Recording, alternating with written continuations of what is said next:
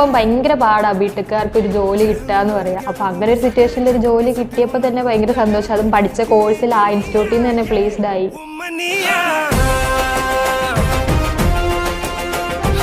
വീട്ടിൽ നിന്ന് ടെൻഷൻ ഉണ്ടായിരുന്നു അവർക്കും. പിന്നെ ഇവിടെ നിന്ന് എനിക്കൊരു കോൺഫിഡൻസ് ഉണ്ടായിരുന്നു. കാരണം എന്നും പോസ്റ്റർ വരുന്നുണ്ട് ആരെങ്കിലും പ്ലേസ്ഡ് ആയി എന്ന് പറഞ്ഞിട്ട്. അപ്പൊ നമുക്കൊരു കോൺഫിഡൻസ് ഉണ്ടാവുമല്ലോ. കൊച്ചി മാഷപ്പ് സ്റ്റാക്ക് നല്ല വൈബാണ്, നമുക്ക് അടിപൊളിയാണ്.